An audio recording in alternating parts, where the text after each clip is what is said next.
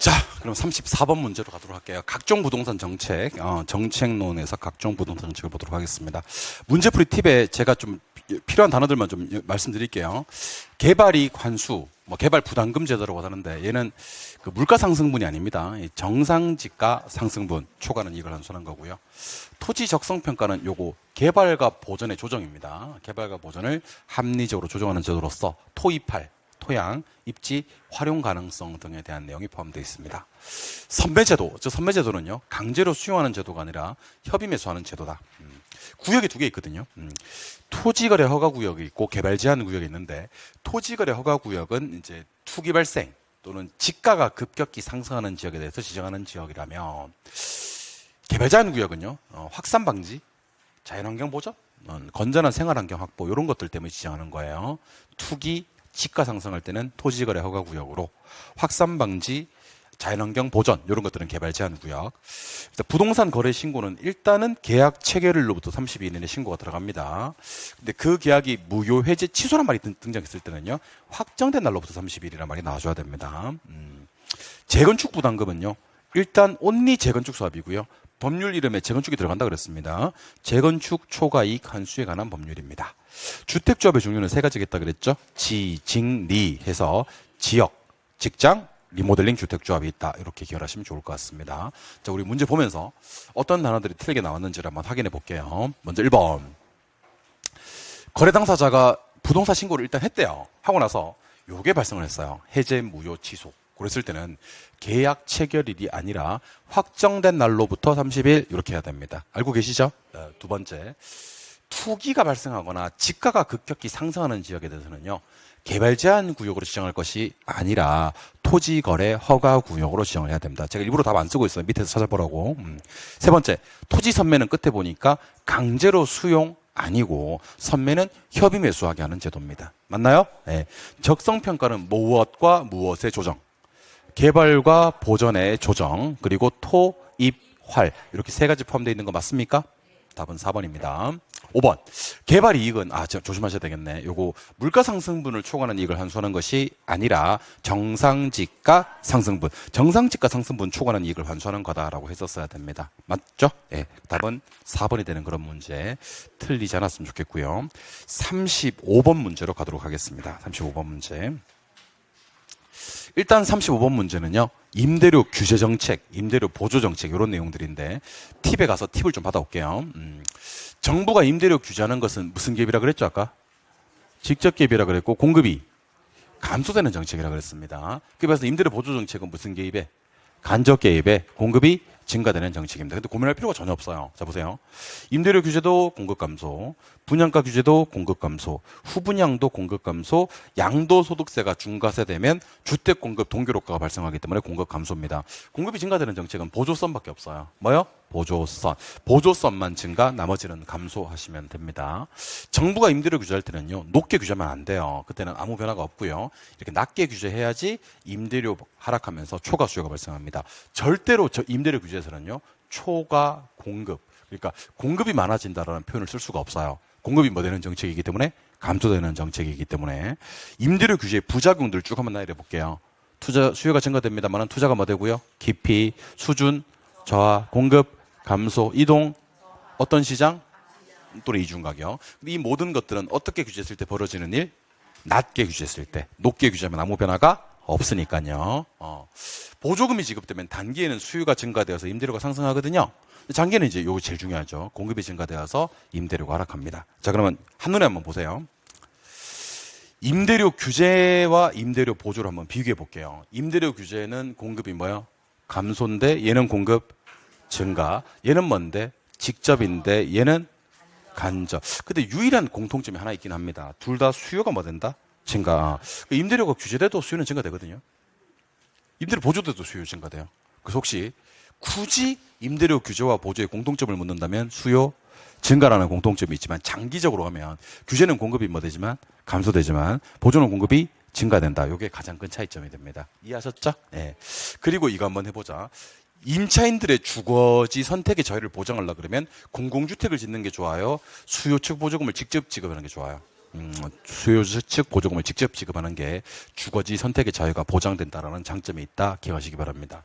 주택 가격을 가구의 연소득으로 나눈 값을 뭐라 부르는데 PIR. PIR은요, 주택 사는데 걸리는 기간쯤으로 이해하시면 좋아요. 그러면 가구 연소득이 높아지면 주택 사는데 걸리는 기간이 뭐하죠? 짧아지죠. 그래서 PIR은 말수록 작을수록 주택 구입이 용이하다. 꼭 좀 기억하시기 바랍니다. 뭐를 나타내는 지표로? 가구의 주택 지불 능력을 나타내는 지표로 말수록 주택 구입이 용이하다. 작을수록 주택 구입이 용이하다. 기억 한번 해주셨으면 좋겠습니다. 이해하셨어요? 자, 저랑 보실래요?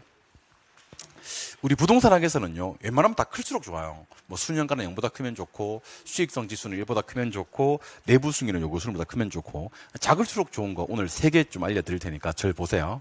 일단 순소득 승수라고 해서 자본회수 기간 있죠. 자본회수 기간 길수록 좋아요, 짧을수록 좋아요? 짧을수록 좋은 것 같아요. 자, 여러분들 분산 표준 편차 변이 계수는 위험 측정하는 지표거든요. 위험 측정하는 지표인 분산 표준 편차 변이 계수 작을수록 좋아요. 지금 소개해드렸던 거. 가구의 주택 지불 능력을 나타내는 지표 뭐라고 했는데 PIR. 작을수록 주택 구입하기가 용이합니다. 그래서 PIR 작을수록 좋아요. 분산 표준 편차 변이 계수 작을수록 좋아요. 순소득 승수 자본회수 기간 작을수록 좋아요. 기억하시기 바랍니다. 문제 한번 풀어볼게요. 바로 들어갑니다. 자, 임대료 상한제. 임대료 상한제는 임대료 규제를 얘기하는 겁니다. 초과 수요를 발생시킨다. 예, 그렇습니다. 초과 수요를 발생시킵니다. 맞아요? 정부가 임대료 상승을 통제하면 주거 이전이 저하된다. 예, 그렇습니다. 공급이 줄면서 갈 데가 없어져요. 균형 임대료보다 임대료 상한이 높을 때 규제가 지속되면 음성적인 거래가 발생할 수 있다. 아닙니다. 높을 때는 아무 변화가 없고요. 낮을 때 변화가 일어납니다. 디귿은 틀립니다. 리얼처럼 나와야 된다니까. 임대료를 균형각 이하로 통제하면 민간이 여러분들 정부가 임대료를 뭐하면 통제하면요 공급이 감소돼요. 공급이 증가되는 건 뭐밖에 없다? 보조선 밖에 없다는 걸 기억하셔야 됩니다. 리얼 틀립니다. 미음. 규제와 보조 모두 공통점이 하나 있긴 합니다. 단기에 수요가 뭐 된다는 증가된다는 공통점이 있습니다만 장기에 규제했을 때는 공급이 뭐 되고요. 감소 중요합니다. 보조했을 때는 공급이 뭐 된다? 증가. 가장 큰 특징입니다. 단기에 뭐 증가라는 공통점. 수요 증가라는 공통점. 하지만 차이점은 규제는 공급 뭐? 감소. 보조는 공급 뭐? 증가. 그래서 누구가 옳은 지문이냐면 기역, 니은, 미음이 옳은 지문입니다. 답은 몇 번? 답은 몇 번? 하시고 그럼 틀린 것 다시 한번 고쳐주십니다. 정부가 임대료 규제했을 때 음성적인 거래가 발생하려면 균형 임대료보다 임대료 상한이 뭐여야 돼요? 낮아야 됩니다. 정부가 임대료를 통제하게 되면 공급이 증가된다고요? 감소된다고요? 감소. 기억하셔야 됩니다. 이해하셨죠? 네, 기억을 하시고 36번 똑같습니다. 임대료 보조입니다. 자, 임대료 보조는 옳은 것을 찾아라 그랬는데 정부가 임대료를 보조해주면 단기에 임대료가 하락한다 그랬는데 자, 보조금이 지급되면 단기에 제가 뭐가 증가된다 그랬죠? 수요가 증가된다 그랬죠. 맞아요? 이때는 시장 임대료가 상승하게 된다라고 해야 됩니다. 보조금 지급되면 수요 증가입니다. 임대료 상승. 장기로 가면 이제 공급이 증가되면서 올랐던 임대료가 하락하는 겁니다. 단기에 수요 증가, 임대료 상승. 장기에 공급 증가, 올랐던 임대료 하락. 기억하시기 바랍니다. 2번. 보조금을 실질소득 증가. 증가돼요. 수요와 효용 증가. 증가돼요. 다 증가돼요. 그래서 옳은 것을 찾으라고 했고 답은 2번입니다. 3번. 보조금을 지급하게 되면 장기에는 공급이 감소된다. 말도 안 돼요. 공급이 증가됩니다. 맞죠? 시장 임대료를 낮춘다라고 해야 돼요. 그래서 1번과 3번을 연결하면 보조금이 지급되면 단기에는 뭐가 증가해서 수요가 증가돼서 임대료가 뭐하지만 상승하지만 장기에는 공급이 뭐해서 증가돼서 올랐던 임대료가 하락된다라고 해야 됩니다. 공공임대주택의 치명적인 단점이 있습니다. 입주자가 주거지를 자유롭게 선택할 수 없는 단점이 있다고 해야 됩니다. 그러면 입주자가 주거지를 자유롭게 선택할 수 있는 장점이 있으려면요. 임차인에게 직접 임대료를 보조해 주는 방법이 주거지 선택의 자유가 보장이 되는 거지. 정부가 직접 지어 제끼면 주거지 선택의 자유가 지극히 제한된다. 기억하시기 바랍니다. 단점이에요. 5번. 주택시장의 지표로서 PIR 본 적 있어요? PIR은요, 가구의 주택 지불 능력을 나타내는 지표로 맞는데 그 값이 많을수록 그래서 우리 작을수록 좋은 거 3종 세트에 PIR이 있었다는 걸 기억하셔야 됩니다. 분산 표준 편차 변이 계수 위험 측정하는 거, 순소득 승수 또는 자본회수 기간 PIR은 작을수록 좋은 입니다. 꼭 좀 기억해 주시기 바랍니다. 아시겠죠? 예. 37번은 정답만 보도록 하겠습니다. 분양가 상한제는 거의 유명무실해졌기 때문에 그 정답 위주로만 좀 보도록 하겠습니다. 자, 일단 여기 보시면 주택법에 가시면 공동주택 중 무슨 택지와 공공택지 또는 공공택지 외의 택지. 공공택지 외의 택지가 뭐죠? 민간택지겠지. 그렇지만 주거정책위원회 심의를 거치는 순간 뭐 분양가 상한제 실시할 수 있습니다. 그래서 분양가 상한제는 공공택지에 대해서만 그럼 틀려요. 민간택지도 심의만 거친다면 얼마든지 지정할 수가 있어요. 제외되는 주택 하나 있는데 분상, 제외되는 주택, 도생. 도시생활주택은 분양가 상한제 적용되지 아니하고 분상 실시하게 되면 공급 늘어요, 줄어요? 줄어요. 주택의 질적 수준이 향상되고 저하되고. 이 주시하는 법률이 무슨 법이라고요? 주택법. 분상은 주택법입니다. 읽을게요. 1번. 분양가 상한제 원래 목적은 주택가격 안정, 무주택자들의 신규 구입 부담 경감인데 부작용이 두 개 있어요. 공급이 뭐 되고 감소되고 질이 뭐 된다? 저하되는 이게 단점이에요. 이게. 3번. 주택법령상 분양가 상한제 실시는 사업자가 일반인에게 공급하는 공동주택 중 공공택지에서 공급하는 경우에만 적용 아닙니다. 공공택지도 되지만 주거정책위원회 심의를 거친다면 민간택지도 가능합니다. 많이 잘못된 거예요. 예. 그 다음에 전매 제한 가능하고요. 그 다음에 도시형 생활주택, 도생에 대해서는 분상을 적용하지 아니합니다. 도생 저한테 얘기 좀 해줄래요? 도생은 몇 세대 미만? 300세대 미만. 단지형 연립, 단지형 다세대, 소형주택 이렇게 세 가지로 나뉘어지는데 대부분 소형주택이에요. 근데 이 도생은 분상에 적용을 받지 아니한다. 반드시 좀 기억을 해주시면 좋을 것 같습니다. 이해하셨죠? 네, 좋습니다. 계속 갈게요. 38번. 나왔어. 공공주택입니다. 자, 일단 잠깐 일로 한번 와보실래요? 공공주택은 꼭 국가 지자체 재정으로만 지을 필요는 없어요. 주택도시기금의 자금 지원을 받아서 건설, 매입, 임차에서 공급하는 주택을 말하는 겁니다. 공공임대와 공공분양이 있는데 우리는 뭘 보기로 했다? 공공임대. 몇 개? 8개. 제가 주요 단어만 한번 써봤습니다. 영국행 통장 분기익인데 최저소득 50년은 영구, 저소득 서민의 30년은 국민, 젊은 층은 행복, 이까지 받고 장애인 국가유공자, 사회 취약계층은 통합, 전세계약 방식, 장기전세, 일정 기간 임대료, 분양 전환을 목적, 분양 전환, 기준주택을 매입해서 공급하는 건 기준주택 매입, 기준주택을 임차해서 전대하는 것은 기준주택 전세가 됩니다. 근데 좀 조심하셔야 될 건 이게 전세가 두 개 있어요. 전세가 무슨 전세가 있고 장기 전세가 있고 기준주택 전세가 있거든. 그냥 전세계약 방식은 무슨 전세고 장기 전세고 기준주택을 임차해 와서 전대한다는 표현이 나와요. 전대라는 표현이 나오면 뭐요? 기준주택 전세가 나옵니다. 우리 문제 풀다 보면 이렇게 신혼부부 보이세요? 신혼부부는 문제 푸는 키워드가 아니에요. 왜냐하면 신혼부부 여기도 있고 여기 신혼부부 있다. 신혼부부 있고 여기도 젊은 층이 있고, 여기도 젊은 층이 있거든. 그러니까 이게 내용의 추세를 좀 판단하셔야 되는데, 국가유공자, 다시. 사회초년생, 신혼부부, 그 다음에 뭐, 대학생 하면서 젊은 층이 나와야 돼, 젊은 층. 젊은 층이 나오면 뭐? 행복입니다. 젊은 층까지 나오고 뒤에 추가한다니까. 국가유공자 상인처럼 취약계층이 나오면 통합으로 바뀐다니까. 맞아요?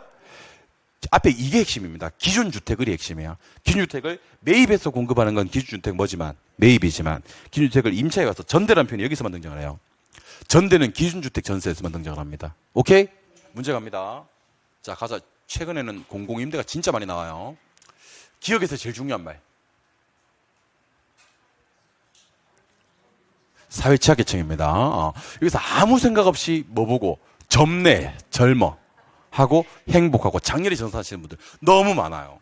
그러니까 행복이 되기 위해서는요. 3명 나오고 젊은 층. 누구? 대학생, 신혼부부, 사회초년생 그리고 젊은 층 나오면 그 행복이 맞아요. 근데 앞에 쭉쭉 깔리면서 뒤에 사회취약계층, 장애인 국가유공자까지 나와버리면 통합입니다. 이해하셨죠? 그다음에 두 번째 이게 보세요. 기준주택을 뭐 해와서 마지막에 뭐로 끝났어요? 이 전대라는 표현은요. 기준주택 전세 트레이드마크예요.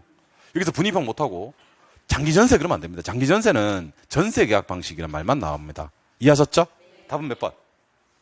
4번. 우리 공공임대주택 8개는 주관식으로 물어도 대답할 수 있어야 됩니다. 아시겠습니까? 39번으로 가도록 해요. 39번. 선분양 제도와 후분양 제도를 설명한 것이다. 틀린 것을 찾아라. 그랬는데 여러분 저 따라 한번 해주실랍니까? 선 증가, 후 감소. 선분양은 공급이, 후분양은 공급이. 선분양은 공급이 왜 증가돼요? 사업자 부담이 적어서요. 후분양은 공급이 왜 감소돼요?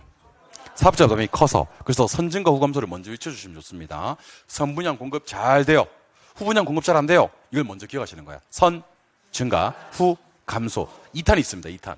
2탄은 선 지표, 후 개체. 이건 아마 다음 주에 하게 될 것 같은데. 자, 저한테 대답해 주세요. 먼저 무슨 분석을 해요? 왜 하죠? 표준적 이용과 가격, 수준까지밖에 못 구하는 거예요? 거시, 미시. 거시, 내부, 외부. 외부, 적합의 원칙, 균형의 원칙. 적합의 원칙, 좋아요. 나중에 개별 분석을 하는데 이건 무슨 이용과? 최유효 이용과 가격 구하는 거예요? 거시, 미시. 내부, 외부. 그 다음에 균형의 원칙, 적합의 원칙. 균형. 그래서 선후로 암기해야 될 게 선증가 후감소. 선분양 후분양에서 한번 암기 코드 적용해 주시고요. 선지표 후개체, 지역 분석과 개별 분석에서도 한번 적용해 주시기를 바라봅니다. 아시겠습니까? 가자. 자, 가자. 이 문제는 제가 답만 보고 넘어갈게요. 선분양 제도는 후분양 제도보다 공급자의 부실 시공, 그 다음에 품질자에 대처할 수 있다 그래요. 대처. 그러니까 부실 시공 안 되는 거, 부실 시공 안 되는 건 후분양이에요. 무슨 분양? 후분양. 선분양은 부실 시공이 판쳐요. 아시겠죠? 부실 시공 가능성이 좀 주는 것은 무슨 분양이다? 후분양이다. 왜냐면 물건 확인하고 사는 거니까. 선분양은 모델하우스 보고 사는 거니까 부실 시공에 대처하기가 힘들어요. 그래서 무슨 아파트가 나온다? 순살 아파트가 나온다 그랬잖아요. 철근 콘크리트 존데 철근이 없어요. 그쵸? 네, 그런 아파트가 나오는 겁니다. 이 선분양 때문에 그렇습니다. 그래서 선분양 제도는 후분양 제도보다 공급자의 부실 시공, 품질자의 대처하기가 어렵다. 이렇게 얘기를 해야 됩니다. 무슨 말 이해하셨죠? 나머지는 한번 읽어보시기 바라요. 한 장 넘기시면 최근에 시험에 꼭 나오는 조세정책입니다. 조세정책. 자, 조세정책은 요거 한번 해볼까요? 자, 일로 올래요? 예. 취득할 때 내는 국세요. 인지세, 상속세, 증여세, 지방세요.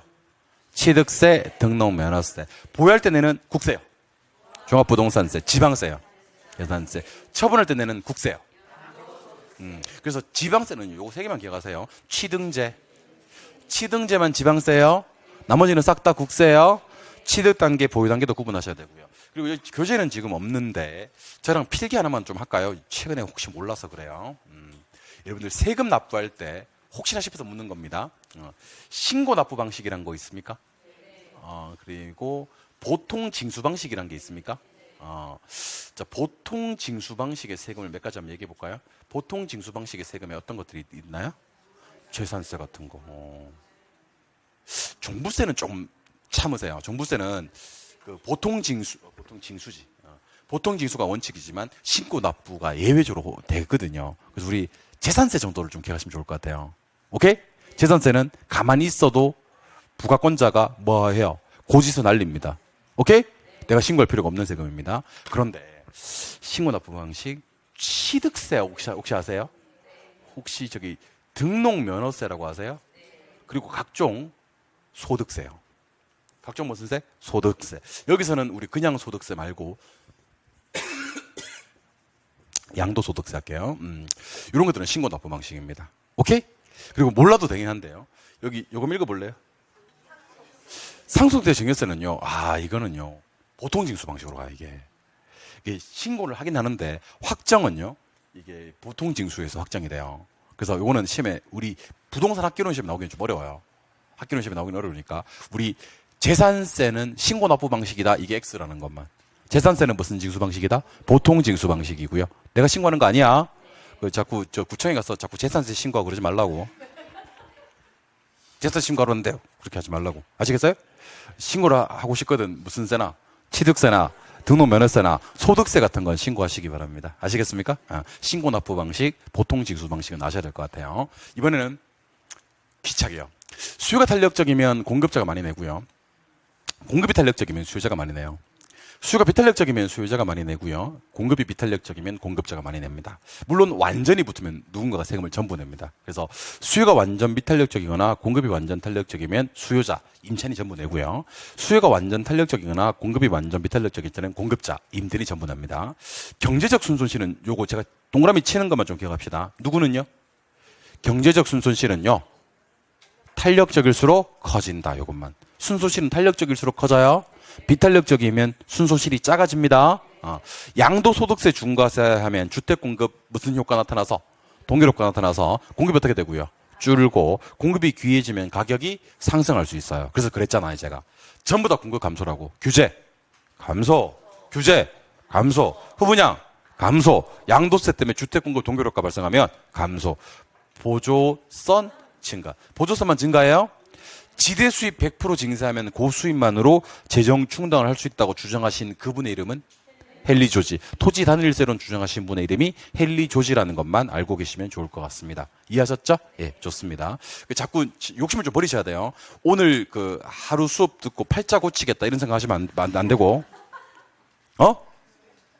내 전보러 갔더니만 내 사주에 자격증이 없었는데 오늘 백선 하루 딱 투자해서 내 팔자에 사주에 그 자격증을 넣겠다 이렇게 생각하지 마시고 이걸 갖다가 최소 4번 이상 보시면 효과가 크다는 얘기입니다.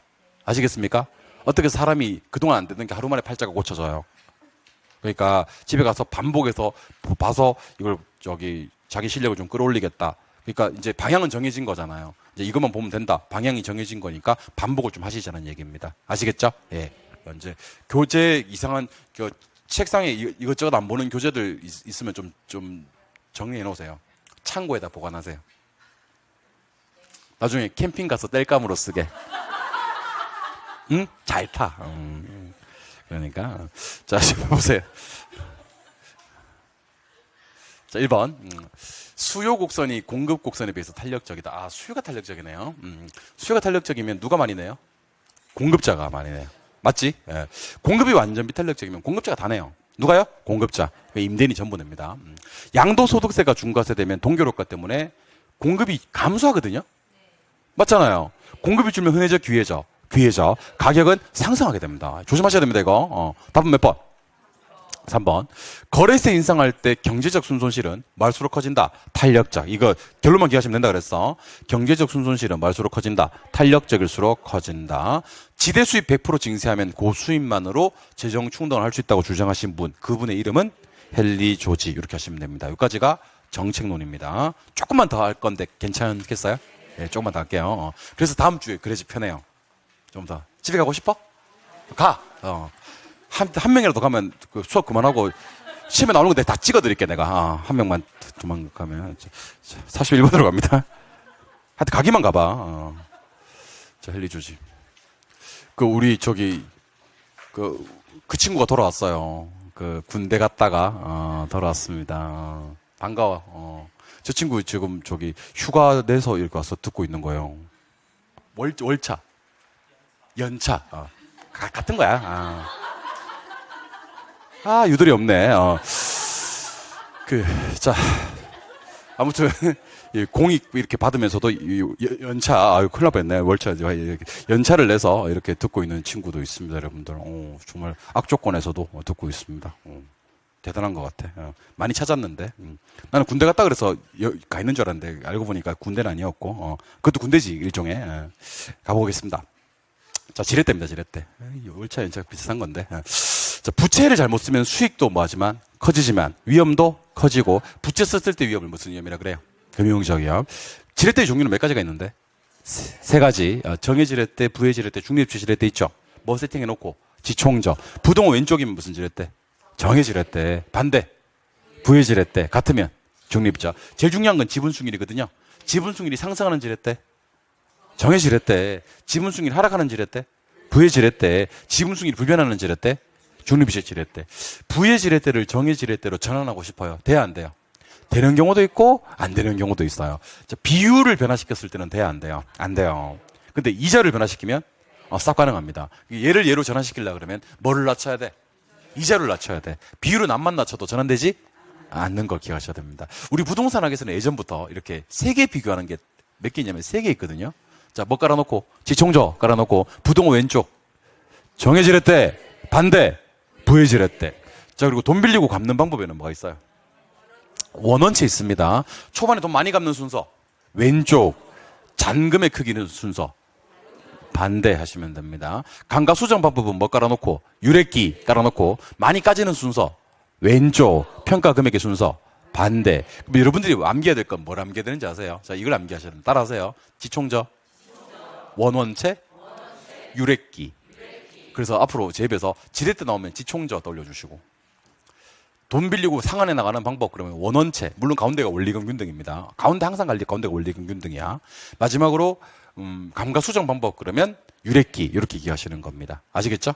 다 제 입에서 100번씩 나갔던 얘기들입니다. 출발하겠습니다. 1번. 정해래 버리지를 예상하고 투자를 해도요, 부채비율이 커지는 순간 경기 변동이나 금리 변동에 따른 투자 위험, 뭐가 뜨는 순간? 부채가 뜨는 순간 위험은 무조건 뭐예요? 증가입니다. 부채를 쓰면서 위험이 줄 수가 없어요. 오케이? 정해 레버리지 효과는 총자본수익률이 저당수익률보다 높을 때 발생한다. 이걸 다 못 푼다고. 그래서 시험지에다가 뭐라고 써놓고? 지총자라고 써놓고, 정해질 때는 요 방향이잖아. 그지? 그래 놓고 보는 거야. 정해질 때는 무슨 수익률이? 총자본수익률이 저당수익률보다는 높을 때 발생하는 거. 맞지? 두 번째, 부해질 때. 밑에 겁니다. 밑에 거. 부해질 때의 경우에는 지분수익률보다 총자본수익률이 더 커진다. 총자본수익률이 커지는 거 맞잖아? 4번.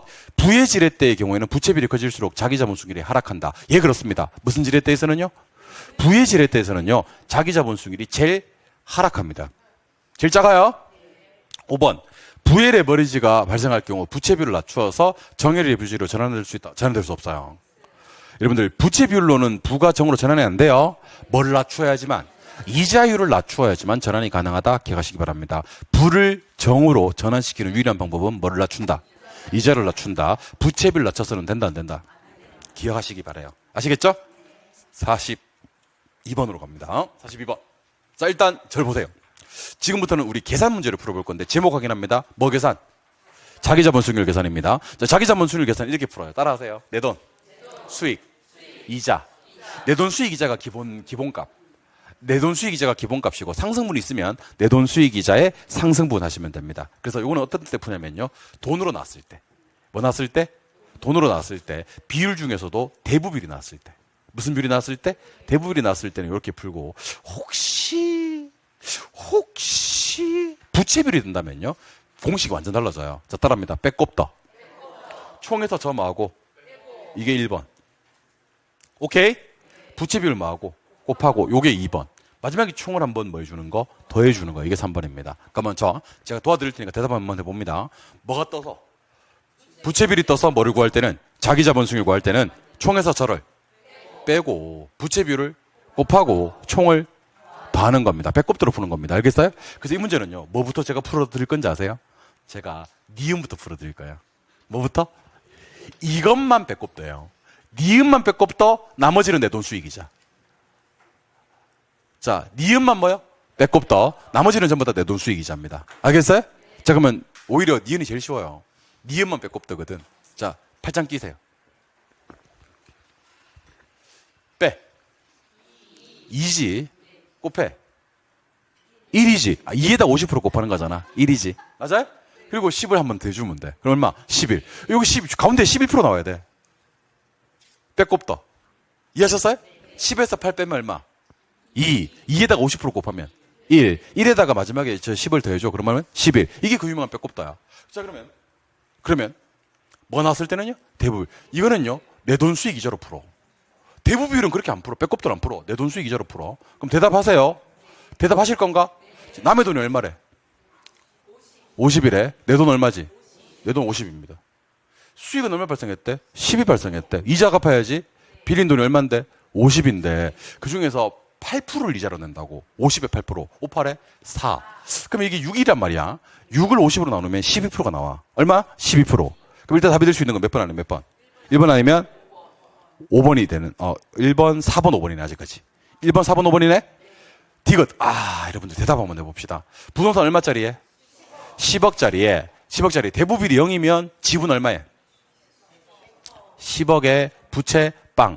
지분 10억에 부채 빵 맞나? 근데 이 밑에 대부비율이 60%면 부채 얼마에? 6억에 부채 6억이지. 지분 얼마? 4억. 그래놓고 이제 우리 내 돈 수익 이자 상승분할은 풀어보자. 내 돈 얼마? 10억이요. 수익은 얼마? 3천. 이자는 안 빼. 돈 안 빌렸으니까.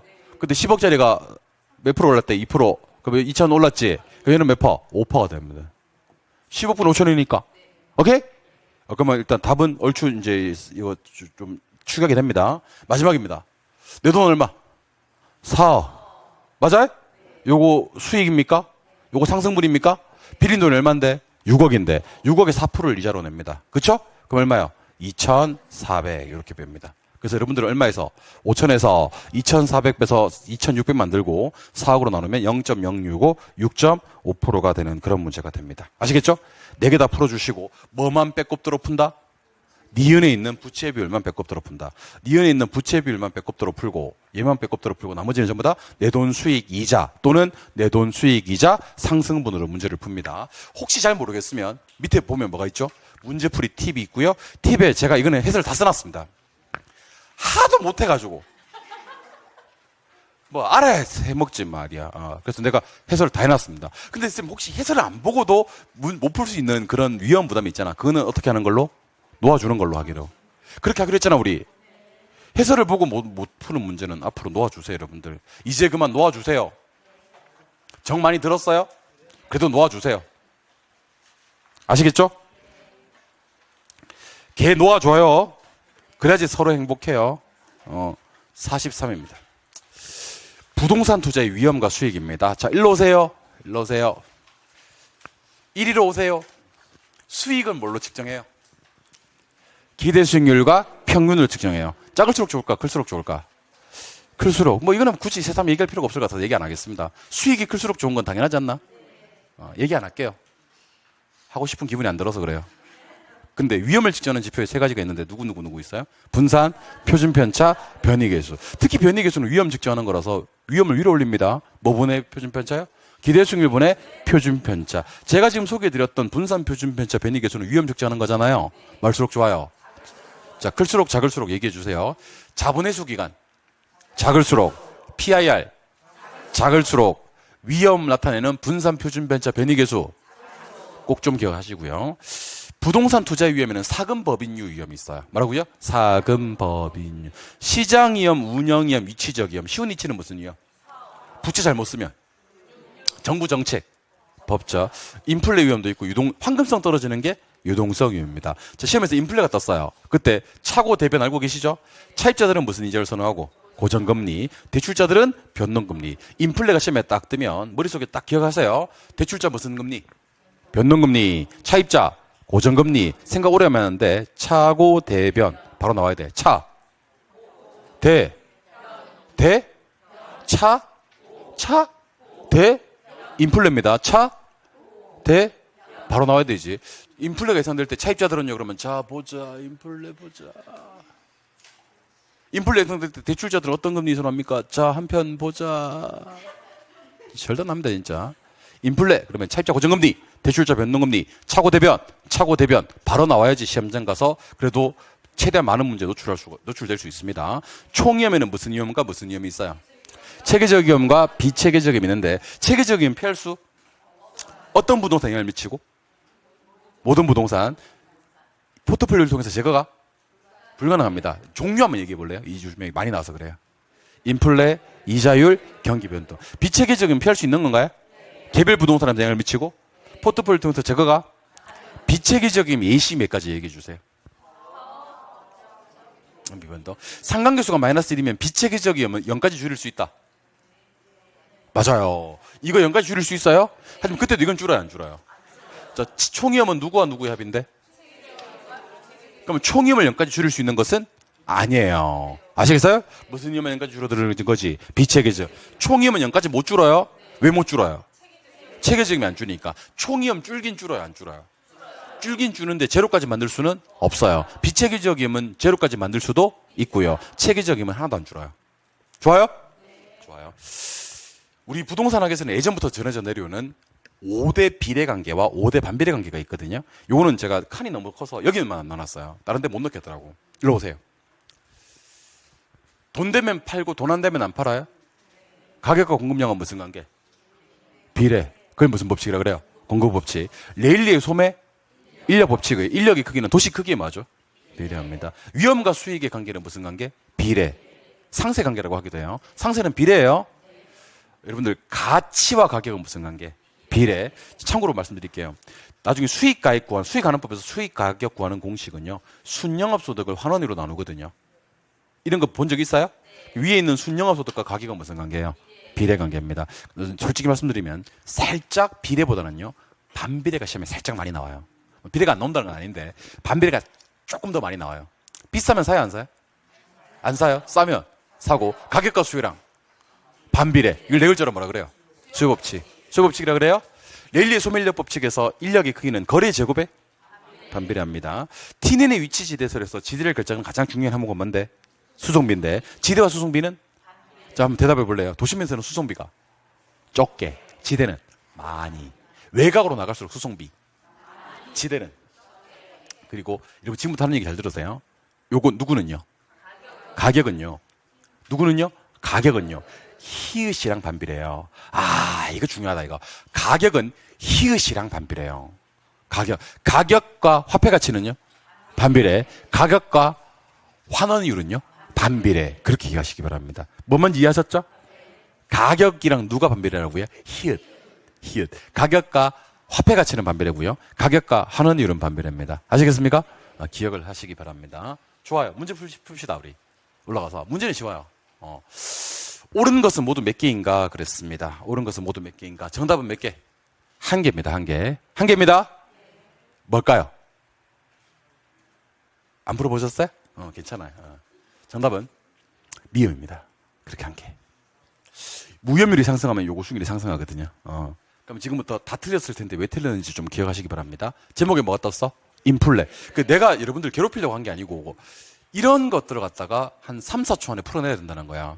지문에 뭐 떠 있고 인플레 떠 있고 누가 뜨면 대출자, 대, 변 무조건 X가 넘어가야 되는데 우리 수험생들 여기서 뭐 하냐면 자 보자 인플레가 뭐 그렇지 대출자 변동 이렇게 안타깝습니다. 여러분 차고 대변 대출자들은 변동이자를 선호합니다. 금융적 위험은 안 그래요. 여러분들 현금으로 전환하는 과정에서 생기는 위험은요 금융적 위험이 아니라 유동성 위험이라고 해야 됩니다. 오케이? 금융적 위험은 부채 잘못 썼을 때 하게 되는 위험입니다. 포트폴리오에 편입되는 투자의 수를 늘렸을 때 무슨 힘이 줄면서? 비체계적 힘이 줄면서 총힘이 줄어드는 거지. 체계적이면 안 줄어요? 이러면 투자자 요구 뭐랑 수익이랑 위험. 아까 우리 부동산 하겠으면 예전부터 전해져 내려오는 5대 반비례 관계와 5대 비례 관계가 있다 그랬잖아요. 그중에서 위험과 수익은 무슨 관계라서? 비례 관계라서 위험이 증대됨에 따라서 요구 수익률은 뭐 한다? 상승한다라고 해야 됩니다. 오케이? 좀 이따 할 건데 요구 수익률은 무위험률 더하기 위험 할증률이라 그래요. 뭐 더하기? 더하기 위험 할증률. 그래서 뭐가 커져도 뭐는 커지고 무위험률이 커져도 요구 수익률은 커지고 위험 할증률이 커져도 요구 수익률은 커지는 거야. 그래서 뭐가 상승하면 무위험률이 상승하면 요구 수익률도 당연히 상승합니다. 얘가 커지면 얘가 커져요? 얘가 커져도 얘가 커져요? 답은 몇 번? 미분 닫고. 투자자의 상관계수. 여러분 상관계수는요 4개만 얘기하셔야 됩니다. 자 따라하세요. 1보다 작아. 1보다 작은 건 플러스, 마이너스. 효과 없어요. 뭐 작대. 없어요. 여러분 작은 거랑 없는 거랑 달라요? 없어요. 안 작아. 없어. 요거 있어요. 있어? 있는데 작아. 다르지. 얘는 효과 없고 얘는 있는데 작고 얘는 커요. 얘는 최대. 이게 얼마예요? 1. 얘는 1보다 작은 거. 얘는 플러스, 마이너스 1이에요. 오케이? 그러면 상관계수가 어떨 때 위험 절감 효과가 나타나지 않습니까? 1일 때. 진짜 못하면 안 돼. 1일 때 효과 없는 거야? 1보다 작을 때 효과 있는 거야? 그럼 물어봐야 되겠다. 0일 때 효과 있다 없다?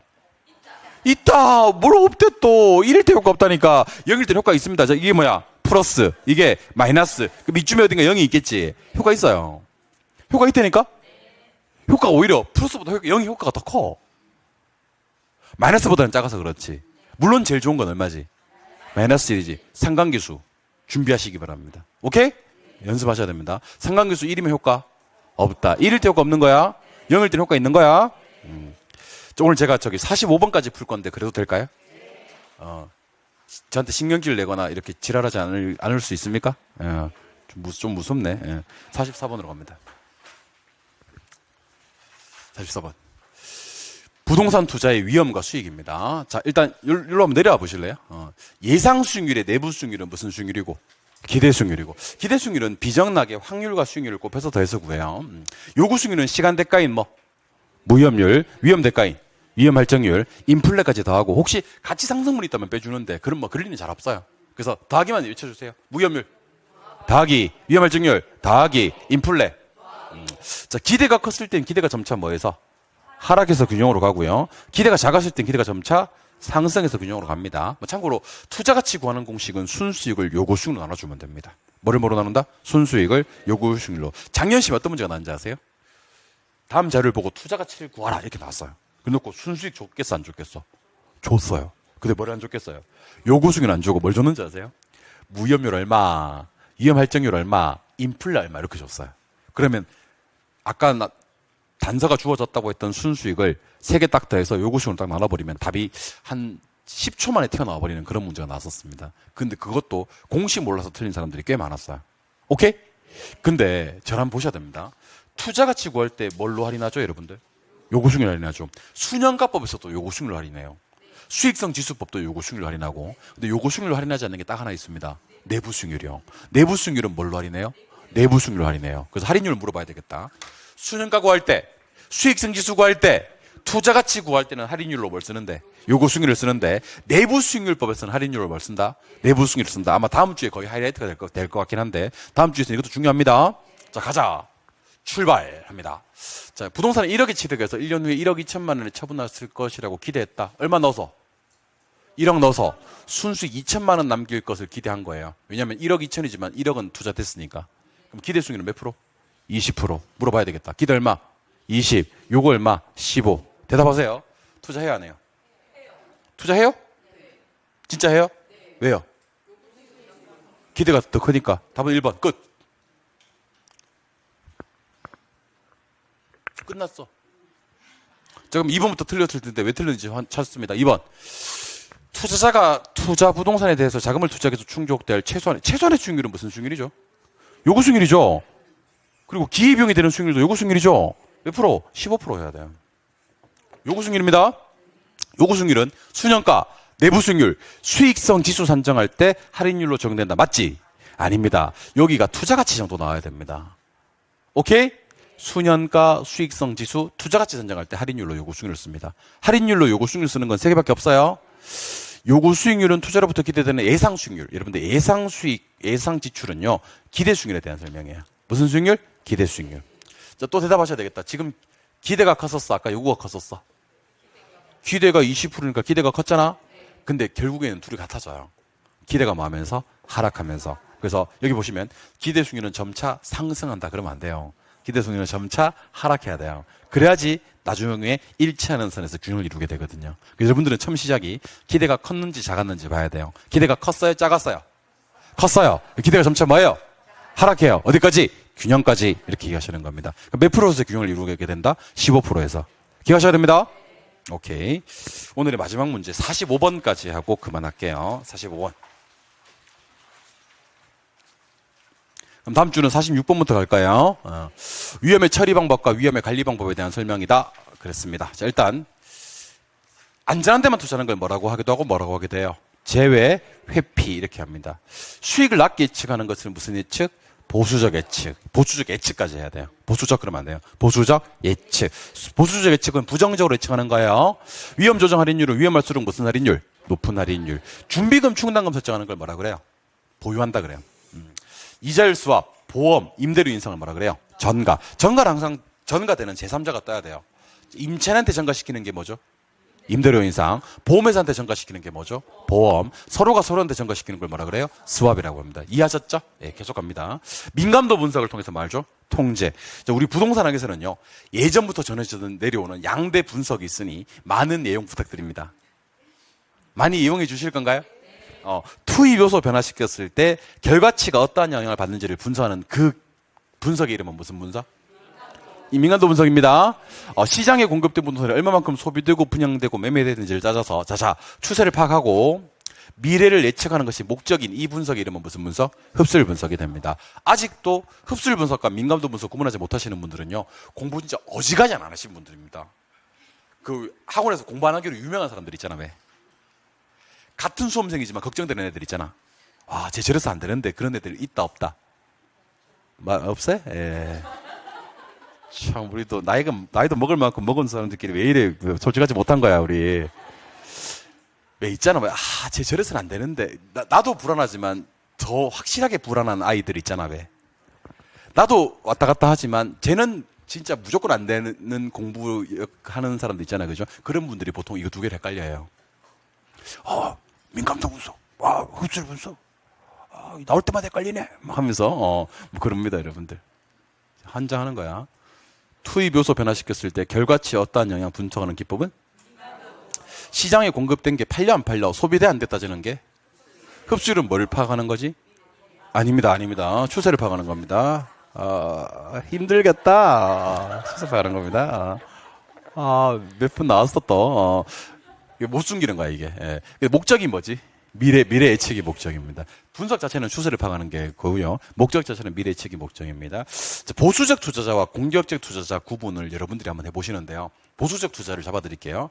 이들은 위험 회피도가 어때요? 커요. 어디서 투자하죠? 낮은 위험, 낮은 수익. 그러면 여러분들 아까 효율적 프론티어를 이렇게 그렸을 때 A 쪽에서 투자하는 놈들이에요? C 쪽에서 투자하는 놈들이에요? A 쪽에도 이게 낮은 위험, 낮은 수익에 투자하는 놈들입니다. 맞죠? 얘들은 번지 점프 때 올려놓으면 1억 달라고 하거든요. 동일한 위험 증가에 높은 수익을 요구합니다. 무차별 곡선은 여기서 접하거든요. 기울기 어때요?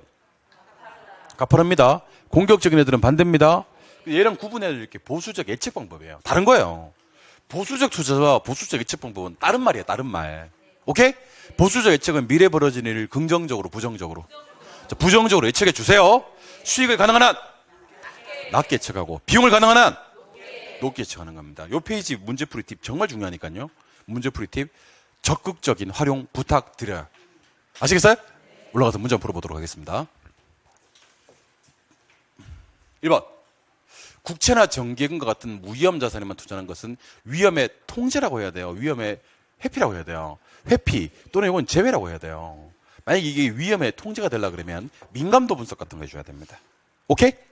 2번. 임대료 인상 보험가입은 대표적인 위험의 뭐다? 전가다. 전가의 대표적인 예시가 보험가입, 임대료 인상입니다. 맞나요? 3번. 위험 조정 할인율이라는 것은 위험한 투자일수록 무슨 할인율을 적용해야 돼요? 높은 할인율. 위험할수록 높은 할인율 적용합니다. 4번. 보수적 예측이란 말이 저 끝에 있어요? 그럼 부정적으로 예측해야 되잖아요. 그럼 수익을 가능한 한 낮게 예측합니다. 수익 낮게 예측하는 것을 보수적 예측이라 그래요. 흡수율 분석은 투입 요소 변화시켰을 때 결과치에 어떠한 영향을 받는지를 분석하는 기법 맞죠? 아닙니다. 이게 아직 이거 틀리잖아요. 어지간히 공부 안 하니까 자꾸 이런 걸 틀리는 거예요. 이거는 이제 민감도 분석이라고 합니다. 아시겠습니까? 민감도 분석. 이제 9월입니다. 9월에 공인중개사 공부하셨던 분들이 민감도 분석과 흡수율 분석이 구분 안 되셨다는 것은 거의 문제 안 풀어보신 분들이고요. 거의 모의고사 진행해보지 않으신 분들이고요.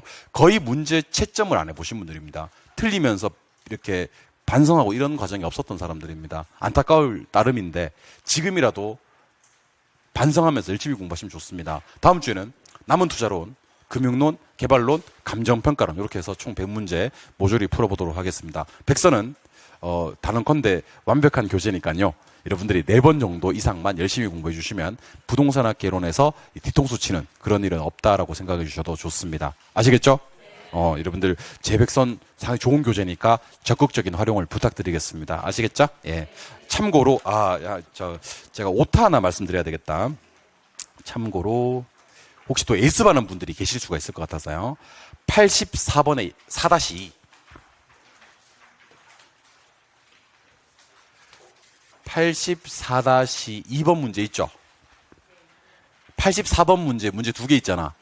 84번 문제 밑에 문제 있죠? 요 문제요. 뭘 찾아야 되는데?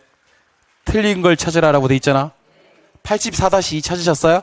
틀린 거 찾으라고 했는데 요거 정답 없습니다. 정답 없음. 그러면 모두 어떻단 얘기예요? 옳다는 얘기예요. 아시겠어요? 84번 문제 두 번째 문제 있잖아요. 거기 정답 없음이라고 좀 적어 두시고요. 다 옳으니까 이 문제는 풀지 마세요. 제가 해설만 해드릴게요. 아시겠습니까? 예. 요거는 또 괜히 정답 없는데 정답 찾지 마시고 84-1번 문제만 푸시면 돼요. 아시겠습니까? 한 문제가 좀 잘못됐더라고. 그래서 고생하셨고요. 다음 주는 족치기 백선 마무리하는 시간 갖도록 하겠습니다. 다음 주까지 힘찬 한 주 되시기 바랍니다. 수고하셨습니다.